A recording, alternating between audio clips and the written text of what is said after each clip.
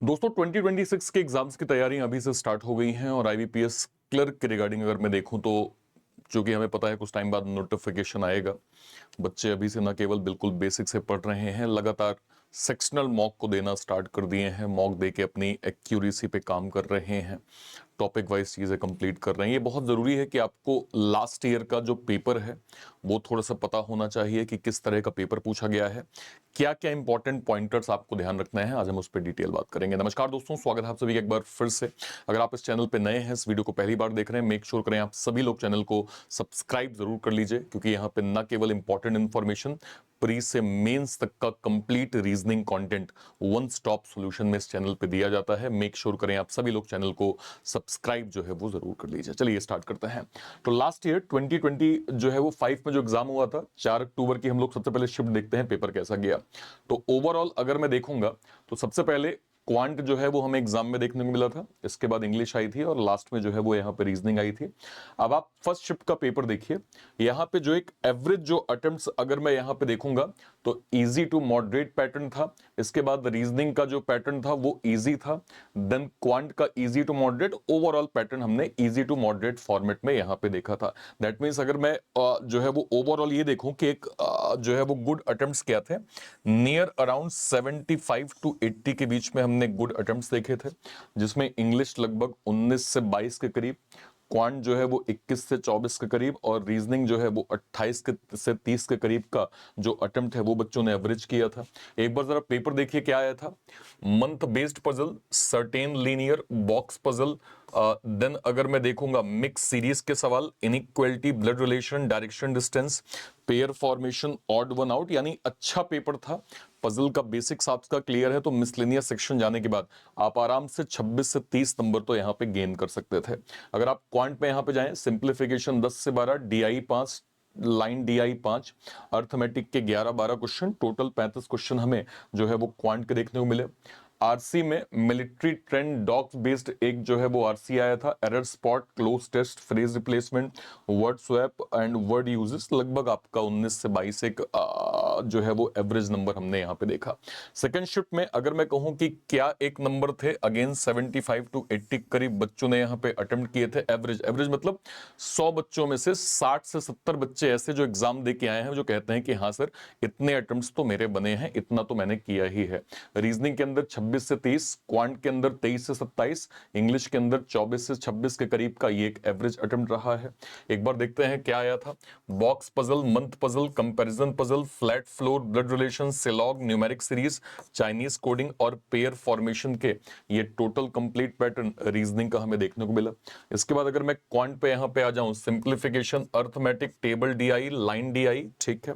और इसके बाद अगर मैं इंग्लिश पे आऊंगा तो यहाँ पे RC, sentence rearrangement, error detection, cloze test, word usages, word swap, misspelled, ये इस तरह का पैटर्न जो है वो टोटल देखने को मिला था। अब एक बार शिफ्ट वाइज हम जो है वो एवरेज नंबर देखते हैं, फिर डिटेल एनालिसिस करते हैं। 24 तारीख की जो थी, आई गेस ये 4 तारीख की थर्ड शिफ्ट थी, इसमें लगभग लगभग अगेन 75 टू 80 के करीब का हमने यहाँ पे नंबर देखा। फिर ये आपका रीजनिंग का पेपर था, ये यहाँ पे क्वांट का पेपर था, इंग्लिश का पेपर था।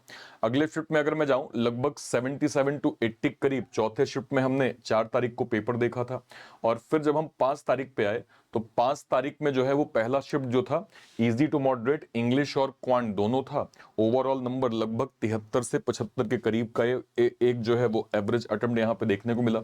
अब ओवरऑल एनालिसिस क्या कहती है पहले आप ये समझिए। सबसे पहले हमने क्या जाना, आईबीपीएस क्लर्क में आपको पजल की मास्टरी करनी पड़ेगी सर, क्योंकि पजल बहुत इंपॉर्टेंट है।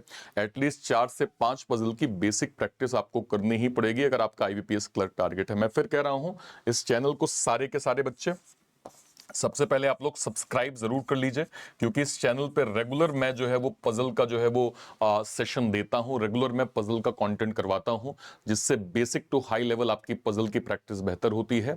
इसलिए मेक श्योर करें कि आप सभी लोग चैनल को जो है वो सब्सक्राइब जरूर कर लीजिए। अब यहाँ पे नेक्स्ट पे अगर मैं जाऊं तो ओवरऑल एवरेज जो 2025 का पेपर था, पजल और सिटिंग का वेटेज लगभग 18 से 22 नंबर का था और मिसलेनियस का लगभग 12 से 14 नंबर का था। इसका मतलब यह है कि अगर आप पजल का वेटेज एग्जाम के अंदर देखेंगे तो नियर 57% तक का वेटेज हमने एग्जाम में सभी शिफ्ट का एवरेज नंबर के हिसाब से देखा।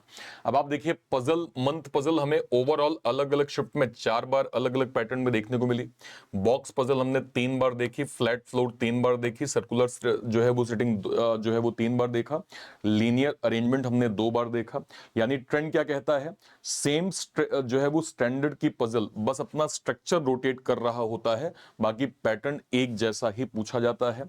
न्यू क्या कहते हैं, अगर मैं क्या कहते हैं एस्पायरेंट्स को बोलूं तो आपको पजल के एक तो सभी टॉपिक्स का बेसिक पढ़ना है, पर जो ज्यादा ट्रेंड कर रहा है उस पजल के अगर आप मैक्सिमम कॉन्सेप्ट की अप्रोच कर लेंगे तो कहीं ना कहीं आप एक सही दिशा में आईबीपीएस क्लर्क में पजल के रिगार्डिंग जो है वो थोड़ा सा फोकस कर पाएंगे। मिसलेनियस में अगर मैं देखूं इनइक्वालिटी का ट्रेंड, ब्लड रिलेशन 2 बार, डायरेक्शन 2 बार अलग अलग पेपर में, सिलॉक 3 बार, अल्फा न्यूमेरिक सीरीज 4 बार, पेयर फॉर्मेशन 3 बार। तो आप देख सकते हैं कि एक तो अल्फा न्यूमेरिक सीरीज जो कि 5 प्रकार के होते हैं, ओवरऑल अलग अलग शिफ्ट में हमें 4 बार देखने को मिला।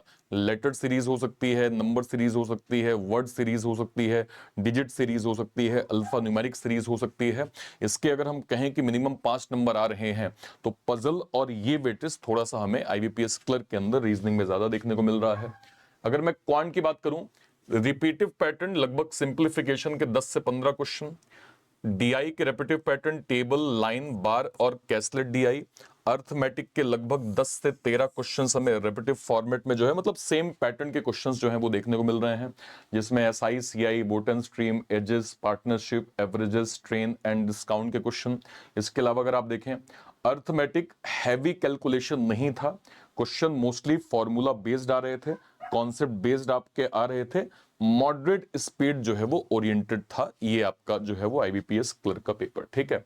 डीआई का लेवल इजी टू मॉडरेट था, graph mostly direct value based आपके पूछे जा रहे थे, लेस कैलकुलेटिव थे। इसका सिंपल मतलब ये है आईबीपीएस अब लेवल में हैवी कैट लेवल जो पहले कभी पूछा जाता था उतनी बहुत ज्यादा, देखिए लेवल तो है, अगर मैं कहूं तो इजी टू मॉडरेट पैटर्न जो है वो आईबीपीएस क्लर्क में आता है, लेकिन अर्लियर ट्रेंड जैसे 2023 टू मतलब 2020 टू 2023 जो पैटर्न था वो हमने पिछले 2 से 3 साल में बहुत डीप हैवी कॉन्सेप्ट क्वांट के अंदर हमने नहीं देखे सर, ठीक है। तो अगर किसी स्टूडेंट ने सिंप्लीफिकेशन स्ट्रांग की, बेसिक अर्थमेटिक की प्रैक्टिस की, 10 से 15 सेट डीआई डेली बेस पे अगर उसने सॉल्व कर लिए, अच्छे से जो है वो पैटर्न को समझ लिया, तो आराम से 25 प्लस मार्क्स जो है वो आईबीपीएस क्लर्क के अंदर कर सकता है। ऐसा डेटा ट्रेंड के अकॉर्डिंग हमें समझ में आ रहा है। आरसी में आप देखें हर शिफ्ट में लगभग आरसी था, military based, guitar based, community recovery, solo traveller, fictional story based. RC mostly factual based आ रहा है, वोकैब बेस्ड आ रहा है और डायरेक्ट इन्फ्रेंस बेस्ड आपके क्वेश्चन जो है वो आरसी के हमें ज्यादा देखने को मिल रहे हैं, जिसमें अगर मैं वोकैब पे जाऊं, synonym, antonym, word uses, misspelled, phrase replacement, ये इंडिकेट करता है कि आईबीपीएस अब वोकैब को जो है वो रेगुलर टेस्ट कर रहा है। ये समझना पड़ेगा आपको, तो वोकैब में आपकी थोड़ी सी महारत जो है वो होनी ही चाहिए, या फिर मैं कहूं प्रॉपर आपका बनना ही चाहिए। रेपिटिव ग्रामेटिकल रूल्स में error detections, cloze tests, word swap, parajumble, sentence rearrangement के क्वेश्चंस हमें बार बार जो है वो एग्जाम के अंदर देखने को मिल रहे हैं। और अगर मैं जाऊं इंग्लिश सेक्शन का लेवल मॉडरेट नहीं था, बस स्पीड, रीडिंग एबिलिटी और वोकैब को जो है वो प्रॉपर मैं क्या कहूं सिंपली चेक किया गया है, या इसको जो है वो डीप जो है वो समझा गया है कि स्टूडेंट को जो है वो कितना आ रहा है। अब अगर यहां पे आप देखें एक ट्रेंड को मैं दिखाता हूं, ओवरऑल ये जो एक रेंज था ये हमें जो है वो लगभग हर एक शिफ्ट का कॉमन देखने को मिला, मतलब कंपटीशन अभी जो है वो ज्यादातर आपको एक्यूरेसी बेस्ड जो है वो देखने को मिलेगा। अब इसको थोड़ा ट्रेंड के हिसाब से समझते हैं। मैं आपसे मान लीजिए यहां पे कह रहा हूं कि जैसे शिफ्ट टू 75 टू 84, 83 से 73 से 82, 77 से 82, 73 से 77, अगर मैं ये ट्रेंड को यहां पे देखूंगा तो मुझे क्या समझ में आ रहा है कि अगर आप 75 टू 80 के जोन में हैं और आपकी एक्यूरेसी अगर 85 प्लस जा रही है तो आपके लिए एक विन विन सिचुएशन हो सकती है अगर आप इसी ट्रेंड को कंटिन्यूअस फॉलो करते हैं तो, ठीक है, जैसा हमने लास्ट ईयर के ओवरऑल पैटर्न को देखा है, ठीक है। ओके, अब यहां पे समझिएगा जैसे मैं आपसे कहता हूं कि आपने 85 अटेम्प्ट किए, 75% एक्यूरेसी, तो आपके मार्क्स 63 चले जाएंगे। 78 अटेम्प्ट्स किए, 90% एक्यूरेसी, आपके मार्क्स 70 चले जाएंगे। 75 अटेम्प्ट्स किए, 92% की एक्यूरेसी, आपके मार्क्स 69 चले जाएंगे। तो कहने का मतलब ये है, lower attempts plus high accuracy easily out perform random high attempts. मतलब कि अगर आप ये समझें कि आपने एक अटेम्प्ट्स को अच्छा खासा फोकस कर लिया लेकिन एक्यूरेसी मेंटेन नहीं करी, तो आपका नुकसान है। लेकिन अगर आपके अटेम्प्ट एक रेंज में है लेकिन एक्यूरेसी आपकी ज्यादा है, तो आपके चांसेस जो हैं वो थोड़ा सा एग्जाम के अंदर बढ़ जाते हैं। ठीक है, चलिए और देख लेते हैं। तो मैं यहां पे क्या देख पा रहा हूं कि सिर्फ अटेम्प्ट मैटर नहीं करते। अगर आप 85 अटेम्प्ट करके एक्यूरेसी को आपने बहुत ही खराब किया हुआ है, केवल जल्दबाजी में सिर्फ अटेम्प्ट किए हो या फिर तुक्का मार के आ गए हो, तो उसका फायदा आपको एग्जाम में नहीं होगा। तो 75 अटेम्प्ट्स और मान लीजिए 90 करीब एक्यूरेसी है, तो आप सेफर साइड में जाएंगे। ये ट्रेंड स्लाइड अगर मैं मतलब डायरेक्टली ये देखूं तो ये डायरेक्टली एक्यूरेसी को सपोर्ट कर रहा है, क्योंकि अटेम्प्ट्स तो ठीक है बच्चों के हो जा रहे हैं, बट क्या आपने ये चेक किया कि आपने जो जल्दबाजी में टिक कर दिया, जैसे मैं हमेशा बोलता हूं कि दिख रहा होता है 6+7 कि यार 13 होगा, लेकिन कब हम उसको 8+7 दिमाग में घुमा के 15 कर देते हैं हमें पता ही नहीं चलता है। तो ये एक्यूरेसी आपके दिमाग में इनबिल्ट होनी चाहिए। अगर आपने इसको फोकस कर लिया, आप मार्क्स को जो है वो गेन यहां पे कर पाएंगे। ठीक है, तो मैं यहां पे क्या कह सकता हूं कि पजल मास्टरी आपके लिए इंपॉर्टेंट होगी, मॉक प्रैक्टिस इंपॉर्टेंट होगा, स्पीड मैथ्स हाई लेवल पे आपको पढ़ना पड़ेगा, रीडिंग स्पीड आपकी होनी चाहिए, और एक्यूरेसी ही आपका सिलेक्शन जो है वो प्रॉपर डिसाइड करेगी। इन चीजों को जो हमने 2025 के पैटर्न के हिसाब से देखे हैं, यहां पे आपको जो है वो इन डेप्थ समझना ही पड़ेगा। ठीक है, ओके। तो मैं अगर यहां पे कहूं, कॉन्सेप्ट से ज्यादा एग्जीक्यूशन बेस्ड आपका एग्जाम बन चुका है। टॉपर वही बनेगा जो एक तो फास्ट है, एक्यूरेट है, पजल को हैंडल कर लेता है, और आरसी को क्विक जो है वो रीड कर पाता है। उसके लिए जो है वो एग्जाम उसके फेवर में यहां पे जाएगा। ठीक है, कोई भी अगर आप देखें एक्सट्रीमली डिफिकल्ट सेक्शन हमें देखने को नहीं मिला, कोई भी अनएक्सपेक्टेड पैटर्न नहीं था। स्पीड प्लस एक्यूरेसी ही आपकी ओवरऑल की थी, और इसमें जो एस्पायरेंट मॉक प्रैक्टिस कर रहे थे, सेक्शनल टाइमिंग मेंटेन कर रहे थे, उनके लिए प्रिपरेशन जो है या एग्जाम जो है वो हाईली मैनेजेबल था, और वो आराम से जो है वो स्कोर डिसेंट यहाँ पे बना पा रहे थे। ठीक है, तो अगर मैं फाइनल यहाँ पे बोलूं, स्पीड केवल अलोन नहीं है, मतलब अलोन इनफ नहीं है, अटेम्प्ट्स केवल अलोन इनफ नहीं है, नॉलेज अलोन जो है वो इनफ नहीं है, आपकी एग्जीक्यूशन की क्वालिटी जो है वो ओवरऑल आपके सिलेक्शन को डिसाइड करती है कि आप कितने मार्क्स गेन करेंगे या कितने मार्क्स बना रहे होंगे। तो मैं उम्मीद करता हूं कि आपने 2025 के कंप्लीट पैटर्न को समझा, उसके जो मेन इनसाइट थे उसको आपने इन डेप्थ जो है वो सीखा होगा। इसको इंप्लीमेंट करिए अपने एग्जाम्स में, लगातार सेक्शनल मॉक अभी से देना चालू करिए। जो भी टॉपिक्स आपके कंप्लीट होते जा रहे हैं उसको उसका बेसिक प्रैक्टिस करके एन नंबर ऑफ कंटेंट से रिवीजन करते जाइए। ये आपके कॉन्फिडेंस को जो है वो बूस्ट करता है, जो आपकी प्रिपरेशन को थोड़ा सा हेल्पफुल बनाता है। ध्यान रखिएगा 2026 के क्लरिकल लेवल एग्जाम्स को ध्यान में रखते हुए हमने लेटेस्ट में निर्माण फाउंडेशन लॉन्च किया है, जो हमारे सभी ग्रेजुएट बच्चों के लिए है। यहां से हम कंप्लीट आईबीपीएस क्लर्क की बिल्कुल स्क्रैच से स्टडी कर सकते हैं। इसके अलावा हमारे जो एक्स सर्विसमैन सर लोग हैं उनके लिए डेडिकेटेड हमने पलटन ex serviceman clerk foundation launch किया है, जो आपके आईबीपीएस क्लर्क को बिल्कुल स्क्रैच से जो है वो प्रिपेयर करने में आपकी काफी मदद करेगा। इसके अलावा करंट में सर में जो है वो हमारा आरबीआई असिस्टेंट का प्रगति मेंस का बैच चल रहा है। इसके अलावा हमारे एक्स सर्विसमैन सर लोगों के लिए वीर एक्स सर्विसमैन का बैच हमारा आरबीआई असिस्टेंट का यहाँ पे चल रहा है। तो इंस्टेड ऑफ दिस कि आप अलग अलग बैचेस को अवेल करें, मैं आपको रिकमेंड करूंगा कि आपको सर यहाँ पे हमारे बैंक महापैक के साथ जाना चाहिए। बैंक महापैक क्या है सर?